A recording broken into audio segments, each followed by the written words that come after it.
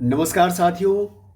मैं सरवनराज जोश net JRF के प्लेटफॉर्म पे आप सभी का स्वागत करता हूँ। साथियों, आप जान रहे हैं कि आज की जो मेरी कक्षा है वह बहुत ही मज़ेदार होने वाली है।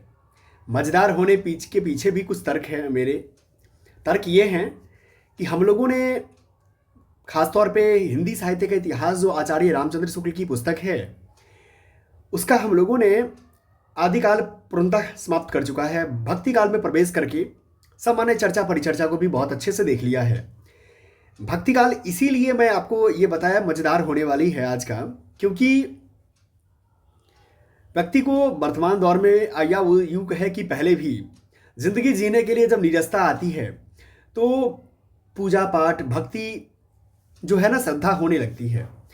उस भक्ति श्रद्धा में भी कई सारे दौर चला। उस दौर का नाम कहते हैं निर्गुण और सगुण। आप जानते हैं निर्गुण क्या होता है, सगुण क्या होता है। तो निर्गुण में भी दो शाखाएं जो है महत्वपूर्ण हो गई। वो शाखा क्या है? एक तो ज्ञान मार्गी है और एक प्रेम मार्गी है। अब कहेंगे कि सर ज्ञान मार्गी और प्रेम मार्गी, फिर निर्गुण में भी चीज़ें आ गया। ज्ञान मार्गी आज हम लोग पढ़ने वाले हैं। आपको दोनों पढ़ना है। आपको निर्गुण भी पढ़ना है, सगुण भी पढ़ना है। आपको ज्ञान मार्गी भी पढ़ना है, प्रेम मार्गी भी पढ़ना है। ठीक है। आपको राम भक्ति भी पढ़नी है, कृष्ण भक्ति भी पढ़नी है। क्यों? क्योंकि आपको यूजीसी नेट एग्जाम देनी है। लेकिन सबसे बड़ी बात अच्छी है कि जब आप पढ़ेंगे तो आप इसमें डूब जाएंगे। तो वो डुबाने का काम मैं करूँगा। बीच बीच में आपको हंसी ठिठोले के साथ जो हिंदी साहित्य पढ़ने का मज़ा है वो मज़ा भी आपको दिया करूँगा कि आपको बोर महसूस ना हो। जो सीनियर जेआरएफ जानते हैं, ऊर्जा के साथ पढ़ाई का सिलसिला है मेरा। आपके लिए मैं और बता दूं विशेष सूचना के तौर पे कि हिंदी साहित्य का इतिहास आचार्य रामचंद्र शुक्ल की जो संपूर्ण निचोड़ है, भूमिका और काल विभाजन से शुरुआत है। आप जब जाएंगे प्लेलिस्ट में तो भूमिका और काल विभाजन से शुरुआत मिलेगा और तकरीबन जितने भी क्लासेज हुए हैं सारे क्लासेज आज आदिकाल पूर्णतः समाप्त हो चुका है। भक्ति काल भी समाप्त होने को ही है और आज हम लोग यहाँ हैं हिंदी साहित्य के इतिहास में। ठीक है, आचार्य रामचंद्र शुक्ल जी की जो पुस्तक है। आज जब जोश नेट जेआरएफ के यूट्यूब चैनल पे जब जाएंगे, आप प्लेलिस्ट को खंगालेंगे एक बार, तब आपको समझ में बहुत कुछ आने वाला है।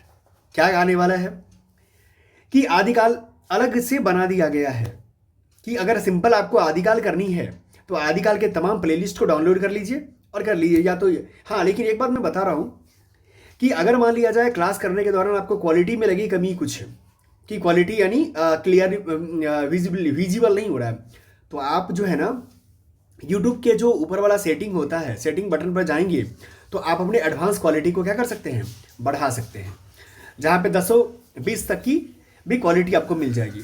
तो इसीलिए किसी प्रकार का क्वालिटी को लेकर इशू अगर किसी भी स्टूडेंट को होता है किसी भी वीडियो में, तो आपका एक ही समाधान है कि आप क्वालिटी बढ़ा लीजिए जा करके। भक्ति काल हो गया, हिंदी का साहित्य का जो है यूनिट वाइज भी एनालिसिस चल रहा है, आपको पता ही है। साथ में तमाम जो आपके सामने जो दिख रहा है क्लासेस पीवाईक्यू से सिलेक्शन, सबसे बेहतरीन अगर मैं मानूँ हिंदी साहित्य के अंतर्गत, अगर इवन आप मुझसे भी अगर पढ़ रहे हैं तो मेरा मानना है कि मैं तो कॉन्सेप्ट वाले टॉक्स अभी कर रहा हूँ, लेकिन इस कॉन्सेप्ट टॉक को भी यथार्थ तक पहुँचाने का और अपने डेस्टिनेशन तक पहुँचाने का काम आपको यही पीवाईक्यू से सिलेक्शन तक करेगा यूजीसी नेट हिंदी साहित्य। क्यों? क्योंकि अल्टीमेट आपको देना क्या है, एग्जाम देना है और एग्जाम में जेआरएफ क्वालिफाई करना है। तो जेआरएफ क्वालिफाई करने के लिए जब तक आप प्रश्न से रूबरू नहीं होंगे कि किस प्रकार के प्रश्न पूछे जा रहे हैं वर्तमान एग्जाम के पैटर्न में, तो फिर कोई फायदा नहीं हो जाएगा। तो इसीलिए 1-to-1 मेंटोरशिप भी हमारा चल रहा है। आप अपने आप को इनरोल करवा सकते हैं हमारे यहाँ। इनरोल करवाने का एक ही साधन है कि आप जाइए अवार्ड सेक्शन में या प्लेलिस्ट में, अवार्ड सेक्शन में जाइए और ये डिस्क्रिप्शन बॉक्स में वहाँ पर आपको टेलीग्राम लिंक है, टेलीग्राम लिंक को ज्वाइन कर लीजिए। दूसरा व्हाट्सएप का लिंक भी दिया होगा, जो नेट जेआरएफ की टीम को डायरेक्ट व्हाट्सएप कर सकते हैं। आप जा करके अपने बारे में आप ज्वाइन करने के लिए आप मेंशन रख कर सकते हैं। दूसरी बात यहाँ पर देखिए, पेपर 1 की संपूर्ण तैयारी फ्री हैंड लेक्चर में आपको ली जा रही है। यूजीसी नेट पेपर 1 आपको कहीं इस चैनल पर आ गए तो फिर आपको कहीं जाने की जरूरत नहीं है, क्योंकि यहाँ पर हिंदी साहित्य ही नहीं बल्कि हिस्ट्री, ज्योग्राफी, पॉलिटी, इकोनॉमी सारे विषय की पेपर 2 की तैयारी हो जाएगी। साथ में पेपर 1 जो सभी के लिए महत्वपूर्ण है वो तो आपको मिलेगा ही मिलेगा। ठीक है, तो इस तरह से हमारा पूरे इन डिटेल्स प्लेलिस्ट बना हुआ है। आप जाएंगे तो आपको इन बेहतर तरीके से मिल जाएगा। अब हम बात करते हैं इसको काल विभाजन में। आपको पता ही है कि हिंदी साहित्य चार भागों में या चार कालों में जो है विभक्त है।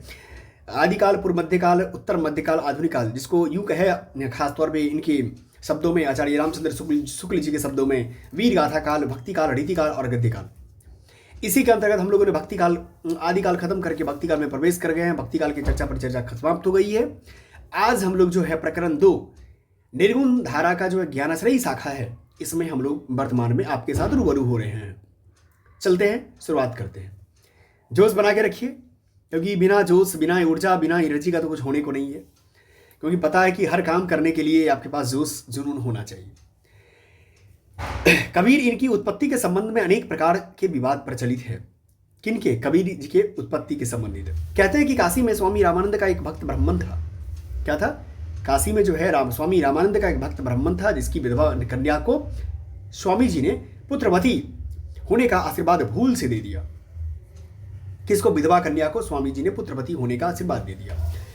फल यह हुआ कि उसे एक बालक उत्पन्न हुआ, जिसे वह लहरतारा के ताल के पास फेंक आई। ताल होता है जो आप कह सकते हैं एक प्रकार का पोखरा कह सकते हैं, पानी का जमघट, जिसको झील प्रकार का कहते हैं, तालाब कह सकते हैं। अली या नीरू नाम का एक जुलाहा, क्या नाम है? अली या नीरू नाम का जो है इनाम याद रखिएगा, बहुत महत्वपूर्ण है। और जुलाहा नाम याद रखिएगा, क्योंकि कबीर के बारे में यदा कदा कभी पूछ लेगा कोई कि कबीर के जो है सो माता पिता का क्या नाम है और किस जाति से था। तो जुलाहा उस बालक को अपने घर उठा लाया और पालने लगा। यही बालक आगे चलकर क्या हो गया? कबीरदास हो गया। क्या हो गया? यही बालक कबीरदास हो गया। कबीर का जन्म काल जेठ सुदी पूर्णिमा सोमवार विक्रम संवत 1456 माना जाता है। ठीक है। कहते हैं कि आरंभ से ही कबीर में हिंदू भाव से भक्ति करने की प्रवृत्ति लक्षित होती थी, जिसे उनके पालने वाले माता पिता न दबा सके। वे राम राम जपा करते थे। क्या करते थे? राम राम जपा करते थे, और कभी कभी माथे पर तिलक भी लगा लेते थे। इससे सिद्ध होता है कि उस समय में स्वामी रामानंद के प्रभाव, स्वामी रामानंद का जो आप जानते हैं कि जो रामानुजाचार्य जो दक्षिण से उत्तर की ओर भक्ति को प्रवेश कराया, और उनके ही शिष्य कौन थे? रामानंद थे। स्वामी रामानंद का खूब प्रभाव रहा। छोटे बड़े, ऊंच नीच सब तृप्त हो रहे थे। अतः कबीर पर भी भक्ति का यह संस्कार बाल्यावस्था से ही यदि पड़ने लगा हो तो कोई आश्चर्य की बात नहीं है। रामानंद जी के महात्म्य को सुनकर कबीर के हृदय में शिष्य होने की लालसा जगी होगी। ऐसा प्रसिद्ध है कि एक दिन वे एक पहर रात रहते ही उसे पंचगंगा घाट की सीढ़ियों पर जा पड़े। ठीक है। वहां से रामानंद जी स्नान करने के लिए उतरा करते थे। कहां से? पंचगंगा घाट। स्नान को जाते समय अंधेरे में रामानंद जी का पैर कबीर के ऊपर पड़ गया। किसके? रामानंद जी का पैर पड़ गया कबीर के ऊपर। रामानंद जी बोल उठे, राम राम कह। कबीर ने इसी को गुरुमंत्र मान लिया और वे अपने को गुरु रामानंद जी का शिष्य कहने लगे। वे साधुओं का सत्संग भी करते थे और जुलाहे का काम भी करते थे। देखिए कितने बड़े विडंबना है कि चीज़ों, अब देखिए कबीर ने अपने जिस जाति में अली और जो नीरू है वो जो उठा के लाया था, वो एक्चुअली जुलाहा था, तो वो भी काम करते थे और गुरु रामानंद को अपना गुरु स्वीकार करते हुए सत्संग, साधुओं का सत्संग में भी जाया करते थे। कबीर पंथ में मुसलमान भी है, स्वाभाविक बात है। कबीर पंथ में क्या है? मुसलमान भी है। तो एक मिनट, तो कबीर पंथ में क्या मुसलमान भी है? उनका कहना है कि कबीर ने प्रसिद्ध सूफी मुसलमान जो फकीर शेख तक्की से भी दीक्षा ली। एक्चुअली आप जानते हैं कि उन्होंने तो शुरुआत में ही राम राम कहा के नाम से ही जो है कबीर रामानंद का शिष्य बन गया। उसके बाद जो है सो फकीर शेख से भी दीक्षा उन्होंने ली। वे उस सूफी फकीर को ही कबीर का क्या है? गुरु मानते हैं। आरंभ से ही कबीर हिंदू भाव की उपासना की ओर आकर्षित हो रहे थे। अतः उन दिनों जबकि रामानंद जी की ही बड़ी धूम थी, अवश्य वे उनके सत्संग में भी सम्मिलित होते रहे होंगे। जैसा आगे कहा जाएगा, रामानुज की शिष्य परंपरा में होते हुए भी रामानंद जी भक्ति का एक अलग उदार मार्ग निकाल रहे थे, जिसमें जाति पाति का भेद और खान पान का आचार दूर कर दिया गया था। अतः इसमें कोई संदेह नहीं कि कबीर को राम नाम रामानंद जी से ही प्राप्त हुआ था। स्वाभाविक बात है, राम नाम का शब्द जो है सो रामानंद जी ही ने कहा था, पर आगे चलकर कबीर ने रामानंद के राम से भिन्न हो गया। अब देखेंगे तो कबीर के कई सारे बानी आपको नजर आएगी कि कबीर जी कहते हैं कि जिस राम को जो दशरथ का पुत्र है, मैं उस राम को नहीं मानता, मैं उस राम को मानता हूँ जो एक एक ऊर्जा है, एक एनर्जी है जो दुनिया को चला रही है, मैं उस राम को मानता हूँ। ठीक है, आगे हम देखेंगे तो आपको पता चल जाएगा कि कबीर का राम कौन है, रामानंद का राम कौन है। कबीर को वैष्णव संप्रदाय के अंतर्गत नहीं ले सकते, कबीर को वैष्णव संप्रदाय के अंतर्गत नहीं ले सकते, याद रखिएगा। कबीर ने दूर दूर तक देशाटन किया, हठ योगियों, सूफी, मुसलमान फकीरों की भी सत्संग किया, अतः उनकी प्रवृत्ति निर्गुण उपासना की ओर दृढ़ हुई। अद्वैतवाद के स्थूल रूप का कुछ बड़ी ज्ञान उन्हें रामानंद जी के सत्संग में पहले ही मिल गया था। यह भी हुआ कि कबीर के राम धनुर्धर साकार राम नहीं रह गए, जो अभी जस्ट मैं कहा हूं ना कि कबीर के वो राजा दशरथ के पुत्र नहीं है राम जो धनुर्धारी थे, वे ब्रह्म के पर्यायी हुए थे। किनका? कबीर का राम ब्रह्म के पर्यायी थे। अब देखिए आगे मैं आपको इस लाइन पढ़ा दिखाता हूं, वो आपके एग्जाम के लिए भी महत्वपूर्ण है, इस चीज को याद रखिएगा क्योंकि आपके लिए बहुत जरूरी है ये चीज। दशरथ सुत तिहु लोक बखाना, राम नाम का मरम है आना। इसका मतलब क्या है? कबीर कहते हैं कि मैं दशरथ सुत यानी दशरथ के पुत्र को जो लोक बखान कर रहा है, दुनिया में तीनों लोक में बखान हो रहा है, मैं उस राम को नहीं मानता हूं। मैं राम नाम है मरम ना आना, मैं उस राम को मैं जानना चाहता हूं, मैं जानता हूं, मानता हूं जो ब्रह्म है। कौन है? ब्रह्म है। ठीक है, सारांश यह है कि जो ब्रह्म हिंदुओं की विचार पद्धति में ज्ञान मार्ग का एक रूपन था, उसी को कबीर ने सूफियों के ढाढ़े पर उपासना का ही क्या किया? विषय नहीं, प्रेम का कभी विषय बनाया। ठीक है, उसकी प्राप्ति के लिए हठ योगियों की साधना का समर्थन किया। इस प्रकार उन्होंने भारतीय ब्रह्मवाद के साथ सूफियों के भावनात्मक रहस्यवाद, हठ योगियों के साधनात्मक रहस्यवाद और वैष्णवों के अहिंसावाद और प्रपतिवाद का मेल करके अपना पंथ खड़ा किया। गौर करने वाली बात है कि कबीर के ब्रह्म जो राम हैं या कबीर का जो पंथ है, कबीर पंथ जिसको कहते हैं, देखिए कितने चीज़ों का समाहित है इसमें सूफी के जो भावात्मक रहस्यवाद है वो भी उसमें है। हठ योगी के जो साथ आप जानते हैं, गोरखनाथ की मैं बात कर रहा हूँ, नाथपंथी जो साधनात्मक रहस्यवाद है वो भी समाहित है, और वैष्णव के जो अहिंसावाद और प्रपतिवाद का मेल है वो भी उसमें है। उनकी वाणी में ये सब अव्यव स्पष्ट लक्षित होते हैं। यद्यपि कबीर की वाणी निर्गुण वाणी है। कबीर की वाणी क्या है? निर्गुण वाणी है। पर उपासना क्षेत्र में ब्रह्म जो है निर्गुण नहीं बना रह सकता। सभ्य सेवक भाव में स्वामी में कृपा, क्षमा, औदार्य आदि गुणों का आरोप हो ही जाता है। इसलिए कबीर के वचनों में कहीं तो निरुपाधि निर्गुण ब्रह्म सत्ता का संकेत मिलता है। जैसे पंडित मिथ्या करहु विचारा, न वह सृष्टि न सृजनहारा। क्या है? पंडित मिथ्या करहु विचारा, न वह सृष्टि न सृजनहारा। ज्योति स्वरूप काल नहीं उहा, ज्योति स्वरूप काल नहीं उहुआ, वचन न आही शरीरा। ठीक है, तो ये सब बात जो है कबीर की एक एक लाइन को पढ़ेंगे तो आपको लगेगा कि कितनी सामर्थ्य के साथ, कितनी ताकत के साथ और कितने धर्मों के समारूप को एक जगह निचोड़ के रखा गया है। थूल अथुल पवन नहीं पावक, रवि शशि धारणी न मीरा। ठीक है, तो यही पर बातें आपको देखने को मिलती है। सारांश यह है कि कबीर में ज्ञान मार्ग की जहाँ तक बातें हैं वे सब हिंदू शास्त्रों की है। क्या है? हिंदू शास्त्रों की है, जिनका संशय उन्होंने रामानंद जी के उपदेशों से किया।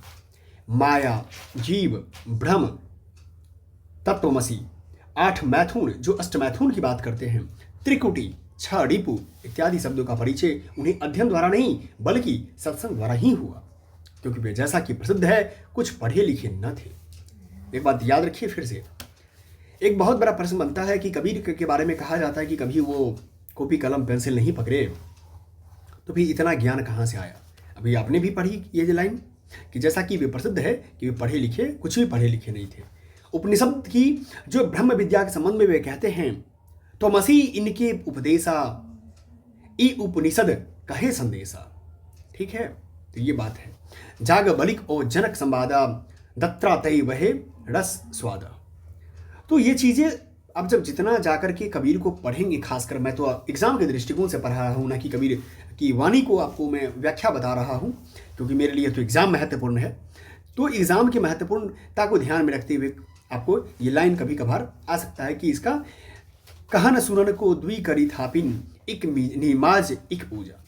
इसी प्रकार उन्होंने हठ योगियों के साधनात्मक रहस्यवाद के कुछ सांकेतिक शब्दों जैसे चंद, सुर, नाद, बिंदु, अमृत, औंधा कुआं को लेकर अद्भुत रूपक बांधे हैं जो सामान्य जनता की बुद्धि पर पूरा आतंक जमाते हैं। जैसे अगर बात करें, सुर समाना चंद में दिहु दहु किया घर एक, मन का चिंता तब भया कछु पुरबेला लेख।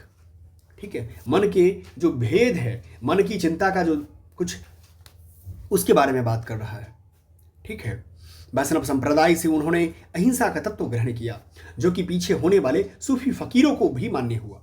ठीक है, हिंसा के लिए वे मुसलमानों को बराबर फटकारते रहे। हिंसा के लिए खासकर मुसलमानों में जो बकरीद के दिन बकरियों को जो बलि देने की जो प्रथा है उसको लेकर के जो बात आता है उसको लेकर देखिए क्या कहते हैं, दिन भर रोजा रहत है राती रहत है हाँ गाय। फिर से पढ़िए, दिन भर रोजा रहत है राती हनत है गाय। यह तो खून यानी कि जो गौ काटने की जो बात आती है उसको लेकर के कबीर मुसलमानों को भी फटकारते हैं। यह तो खून वह बंदगी कैसे खुशी खुदाए। यानी एक तो तुम कहते हो कि रोजा करके हम खुदा को खुश करते हैं और फिर ये कैसे खून बहाते हो, ये खुदा जो है कैसे खुश रहेगा। तो ये बात कहते हैं कबीर, अपनी देखी करत नहीं अहमक कहत हमारे बरन किया। ठीक है, तो यही है, उसका खून तुम्हारी गर्दन, मतलब उसका खून तुम्हारी गर्दन जिन तुमको उपदेश दिया। बकरी पाती खाती है ताको काढ़ी खाल। बकरी घास पात इसीलिए खाती है कि तुम उसका खाल को खींच सको। ठीक है, तो ये बात यहां पर जो है कही गई है, जो नर बकरी खात है तिनका कौन हवाल। जो नर बकरी खाता है उसका कौन भगवान है, ये उसका कौन हवाल है। उपयुक्त विवेचन।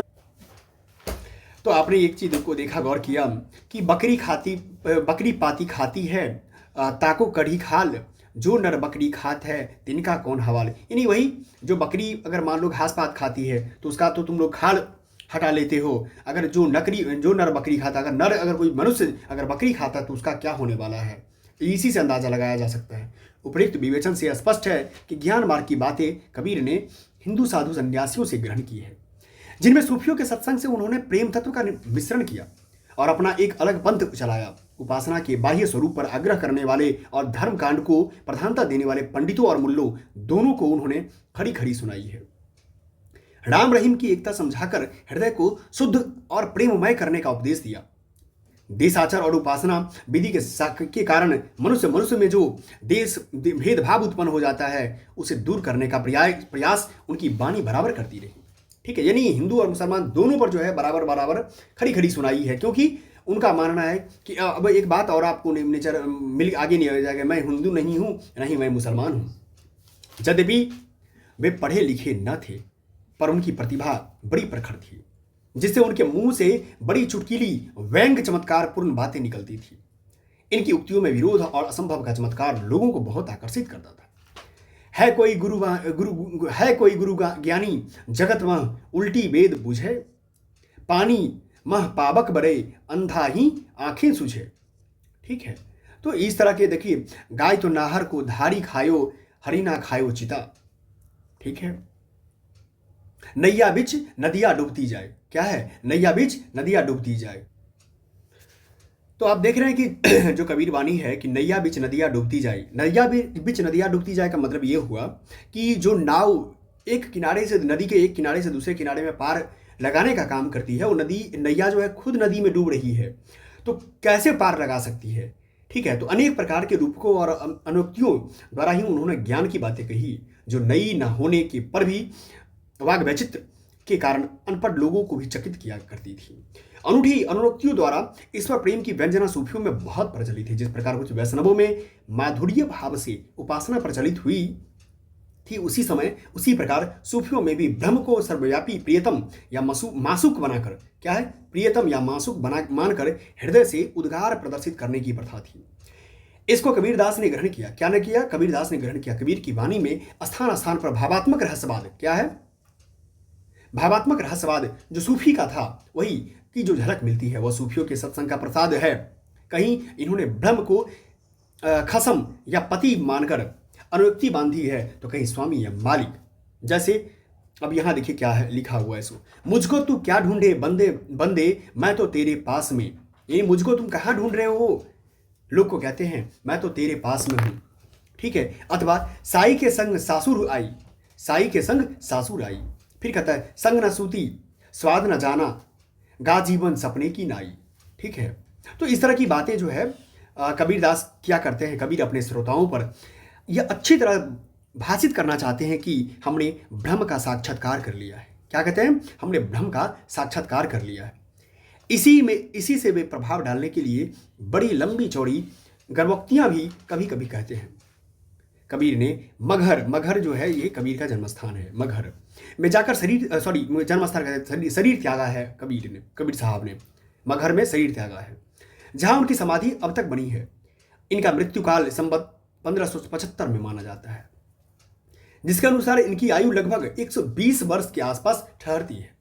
कहते हैं कि कबीर की वाणी का संग्रह उनके शिष्य धर्मदास, उनके शिष्य का नाम क्या है, धर्मदास ने संवत 1521 में किया था, जबकि उनके गुरु की अवस्था 64 वर्ष की थी। कबीर की वचनावली की सबसे प्राचीन प्रति, जिसका अब पता लगा है, संवत 1561 की लिखी है। क्या है, 1561 की लिखी है। कबीर की वाणी का संग्रह क्या है, बीजक। ये डायरेक्ट आपसे हिट करेगा क्वेश्चन कि कबीर जो बीजक क्या है, तो कबीर के वाणी का क्या है, संग्रह है, जिसके 3 भाग लिखे गए हैं। 3 भाग, ये सबसे महत्वपूर्ण, कई बार एग्जाम में पूछा जाने वाला क्वेश्चन है। रामायणी, शबद और साखी। क्या नाम है, रामायणी, शबद और साखी। इसमें वेदांत तत्व, हिंदू मुसलमानों को फटकार, संसार की अनियतता, हृदय की शुद्धि, प्रेम साधना की कठिनता, माया की प्रबलता, मूर्ति पूजा, तीर्थाटन आदि की असारता, हज, नमाज, व्रत, आराधना की गौणता इत्यादि अनेक प्रसंग हैं। सांप्रदायिक शिक्षा और सिद्धांत के उपदेश मुख्यतः साखी के भीतर है। कहाँ है, साखी के भीतर। आपसे पूछ सकता है रामायणी क्या है, शब्द क्या है, साखी क्या है, जो दोहों में है।